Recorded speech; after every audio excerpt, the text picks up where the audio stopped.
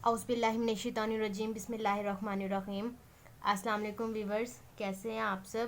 I hope सब ठीक होंगे, खैरियत से होंगे। तो व्यूवर्स, वीडियो स्टार्ट करने से पहले आपको अपनी एजुकेशन के बारे में बता दूं। Recently I have done my BS chemistry from university of Sargodha. तो मैं ये लेक्चर बना रही हूँ ताकि आपके लिए केमिस्ट्री ईजी हो सके। तो आपने मेरी वीडियो को, मेरे लेक्चर को लास्ट तक देखना है। वीडियो पसंद है तो लाइक कीजिएगा, मेरा चैनल सब्सक्राइब कीजिएगा। तो टाइम वेस्ट नहीं करते, चलते हैं वीडियो की तरफ। आज जो हमारा टॉपिक है वो है एफएससी पार्ट 1 से। चैप्टर नंबर 1 है और बेसिक कॉन्सेप्ट नेम है। उसका टॉपिक है लिमिटिंग रिएक्टेंट। अब जैसे कि नेम से पता चल रहा है, लिमिटिंग रिएक्टेंट। रिएक्टेंट्स आपको पता है क्या होते हैं? जो एरो के राइट साइड पे होते हैं प्रोडक्ट और लेफ्ट साइड पे होते हैं रिएक्टेंट्स। ठीक है, रिएक्टेंट सिंपल हम क्या भी ले सकते हैं, रॉ मटेरियल्स को भी हम रिएक्टेंट्स कहते हैं। रिएक्टेंट्स वो होते हैं जो कंबाइन, कोई भी सब्सटेंस जब कंबाइन होता है और उससे प्रोडक्ट फॉर्म होता है, तो जो सब्सटेंस कंबाइन हो रहा होता है वो क्या होता है? रिएक्टेंट। और लिमिट नेम से ही पता चल रहा है, महदूद। लिमिट करना किसी चीज़ को क्या कहते हैं? महदूद करना, कि इससे आगे ये एक्सीड ना कर सके। लिमिटिंग निकला है लफ्ज़ लिमिटिंग निकला है लिमिट से। रिएक्टेंट्स क्या होते हैं? सब्सटेंस दैट कंबाइन, वो सब्सटेंस जो कंबाइन करके प्रोडक्ट फॉर्म करते हैं, उन्हें क्या कहते हैं? रिएक्टेंट्स। तो थोड़ी सी पहले कॉन्सेप्ट ले लेते हैं लिमिटिंग रिएक्टेंट का। आप देखें, कोई इंडस्ट्रियलिस्ट है, इंडस्ट्रियल ओनर है, उसने फॉर्म करना है रिएक्टेंट से प्रोडक्ट। तो वो क्या करेगा? वो प्रेफर करेगा कि वो ऐसे रिएक्टेंट्स ले कि जिनकी मदद से जो उसका प्रोडक्ट है वो ज़्यादा से ज़्यादा बन सके, उसकी जो कॉस्ट वैल्यू है उस रिएक्टेंट की वो कम से कम आए, मतलब वो इतना ज़्यादा एक्सपेंसिव ना हो, उसको प्रॉफिट ज़्यादा मिले। अब मैंने क्या बात की है? पहले मैंने आपको रिएक्टेंट्स का बताया है। जो लेफ़्ट साइड पे होते हैं वो क्या होते हैं? रिएक्टेंट्स। और जो राइट साइड पे होते हैं एरो के, वो क्या होते हैं? प्रोडक्ट्स। रिएक्टेंट मिलते हैं तो क्या फॉर्म होता है? प्रोडक्ट। अब एक मैंने इंडस्ट्रियल ओनर की बात की है, वो प्रेफर करता है कि वो ऐसा रिएक्टेंट यूज़ करे जो लेस एक्सपेंसिव हो, मतलब चीप हो। ठीक है, चीप हो, लेस एक्सपेंसिव, और प्रोडक्ट जो फॉर्म हो वो एक्सपेंसिव बन जाए, उसको प्रॉफिट ज़्यादा हो, मतलब उसके साथ क्या हो? मोर प्रॉफिट हो। ठीक है, ये तो हमने सिंपल बात करी रिएक्टेंट प्रोडक्ट में, लिमिटिंग रिएक्टेंट की बेसिक की। अब जैसे प्रोडक्ट आपको पता है फॉर्म कैसे होते हैं? डिफरेंट रिएक्टेंट्स की कॉम्बिनेशन से। रिएक्टेंट 1 प्लस रिएक्टेंट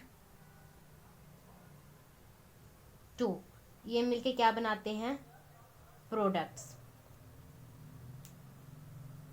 अब एक इंडस्ट्रियल ओनर है, उसके पास हो सकता है रिएक्टेंट 1 ऐसा हो जो ऑलरेडी जो मार्केट में चीप वैल्यू में आसानी से मिल सके। ठीक है, वो रिएक्टेंट 1 को बिल्कुल भी क्या करेगा? रिएक्टेंट 1 को फिलहाल हम छोड़ देते हैं। और रिएक्टेंट 2 ऐसा है जो क्या हो? एक्सपेंसिव हो। अब मैंने क्या बात की? रिएक्टेंट 1 हो सकता है चीप हो, सस्ता हो, और रिएक्टेंट 2 क्या हो? एक्सपेंसिव हो। तो वो क्या करेगा? वो ये बात करेगा, वो रिएक्टेंट 1 की जो चीप वाला रिएक्टेंट होगा उसकी जो वैल्यू होगी, उसकी जो अमाउंट होगी, वो क्या कर देगा? इंक्रीज़ कर देगा। या हो सकता है वो जो रिएक्टेंट 2 एक्सपेंसिव वाला हो उसकी अमाउंट कम कर दी जाए, लेकिन ज़्यादातर रिएक्टेंट 1 की अमाउंट लिमिटिंग रिएक्टेंट में क्या कर दी जाती है? इंक्रीज़ कर दी जाती है। रिएक्टेंट 1 क्या करेगा? उसकी अमाउंट वो क्या कर देगा? इंडस्ट्रियल ओनर इंक्रीज़ कर देगा। तो हमारे पास क्या हो जाएगा? रिएक्टेंट 1 किस में अमाउंट में हो जाएगा? मोर क्वांटिटी में हो जाएगा। और रिएक्टेंट 2 क्या हो जाएगा? लेस क्वांटिटी में हो जाए। इसके बाद हमारे पास प्रोडक्ट फॉर्म हो जाएंगे। अब आप मुझे इन दो रिएक्टेंट्स में से देख के बताएं, लिमिटिंग रिएक्टेंट मतलब लिमिट में कौन सा रिएक्टेंट होगा इसमें जो महदूद होगा? महदूद कब होगा? जब वो रिएक्टेंट अमाउंट में लेस होगा। तो रिएक्टेंट 2 क्या है? लेस। तो हमारे पास लिमिटिंग रिएक्टेंट क्या है? रिएक्टेंट 2। समझ आ गए यहाँ तक कॉन्सेप्ट की? ठीक है, अब इसके बाद हम चलते हैं। हाँ, अब हम देखते हैं हम लेते क्यों हैं इंडस्ट्रियल ओनर रिएक्टेंट 2, या जो हमने यहाँ पे एग्जांपल दिया उसमें रिएक्टेंट 2 उसने एक्सपेंसिव जो था वो लेस अमाउंट में लिया क्यों है, या रिएक्टेंट 1 उसने मोर अमाउंट में क्यों लिया है? रिएक्टेंट 1 मोर अमाउंट में इसलिए लिया है तो क्योंकि जब कोई रिएक्शन हो रहा होता है उसमें जो रिएक्टेंट 2 या जो एक्सपेंसिव रिएक्टेंट है वो पूरा का पूरा कंज्यूम हो जाए, उसमें से कुछ ना बचे। रिएक्टेंट 2 क्या हो जाएगा, कंप्लीटली कंज्यूम, मतलब पूरा यूज हो जाए। रिएक्टेंट 2 कंप्लीटली कंज्यूम, कंज्यूम का क्या मतलब होता है, यूज हो जाए, उसमें से कुछ ना बचे ताकि उसको लॉस ना हो, उसका जो एक्सपेंसिव रिएक्टेंट है वो वेस्ट ना हो। और इसके अलावा रिएक्टेंट 2 क्यों यूज़ किया जाता है एक्सपेंसिव, या रिएक्टेंट 1 चीप क्यों यूज़ किया जाता है, मोर अमाउंट में क्यों यूज़ किया जाता है, ताकि रिएक्टेंट 1 की अमाउंट इसलिए भी बढ़ा दी जाती है ताकि जो रिएक्शन है वो स्पीड अप हो सके, वो जल्दी जल्दी फॉर्म हो सके, जल्दी जल्दी प्रोडक्ट्स कन्वर्ट हो सके, रिएक्टेंट जो है रिएक्टेंट जो है वो उसमें प्रोडक्ट में कन्वर्ट हो सके। तो यहाँ तक समझ आ गई आपको। तो अब हम इसी से अब देखें, अब आप सिंपल ऑक्सीजन की एग्जांपल ले लें। जब कोई बर्निंग रिएक्शन हो रहा होता है, रिएक्शन में कुछ बर्न करके प्रोडक्ट फॉर्म कर रहे होते हैं, तो उसमें क्या होता है, ऑक्सीजन की अमाउंट बढ़ा दी जाती है ताकि जो रिएक्शन है वो स्पीड अप हो जाए, बर्निंग फास्ट हो जाए और प्रोडक्ट जल्दी फॉर्म हो जाए। अब इसी से आप डेफिनेशन निकाल सकते हैं इजीली। द रिएक्टेंट, अब यहाँ से आपने देखना है किसमें, लेस अमाउंट में, the reactant that is taken in less amount, that is taken in less amount. और उसके बाद हमने क्या यहाँ बात किया, कंजप्शन की बात किया, कंज्यूम होने की बात किया, दैट कंप्लीटली कंज्यूम।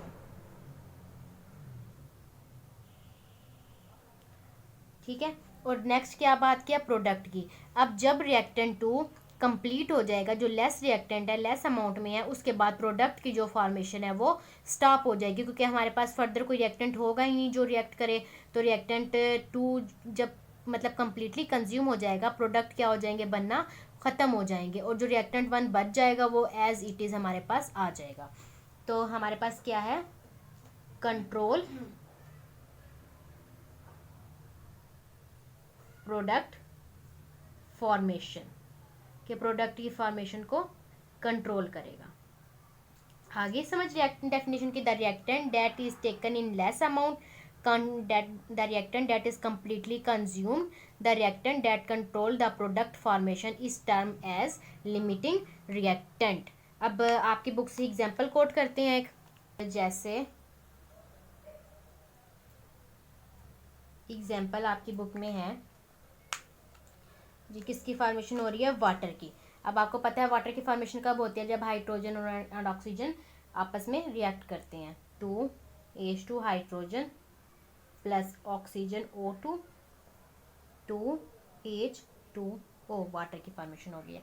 अब देखें यहाँ पे टोटल कितने एटम्स हैं हाइड्रोजन के, 2 2s are 4 हाइड्रोजन एटम्स हैं। ऑक्सीजन के कितने हैं, 2 ऑक्सीजन एटम्स हैं, और वाटर के कितने हैं, 2 वाटर के।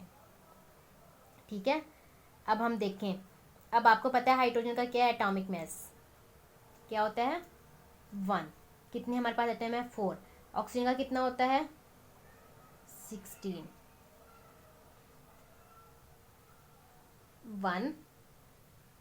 2 है यहाँ पे, और 1 क्या है उसका एटॉमिक मास, ऑक्सीजन का 16। अब 4 1s are 4, 16 2s are 32, 2 plus 16। अब यहाँ पे क्या आ जाएगा, 36, 2 18 और 36। अब ये देखें, ये मैंने आपको इसलिए पूरी फॉर्म करके दिखाई कि ये बैलेंस केमिकल इक्वेशन, आपको यहाँ से बैलेंस केमिकल इक्वेशन की भी समझ आ जाए। अब ये देखें, ये 4 हाइड्रोजन एटम है, 2 ऑक्सीजन एटम है। अब आप बताएं कौन सा इसमें से लिमिट में होगा, ये। अब इसका हमने देखें एटॉमिक मास पूरा कैलकुलेट किया, 4 और 32।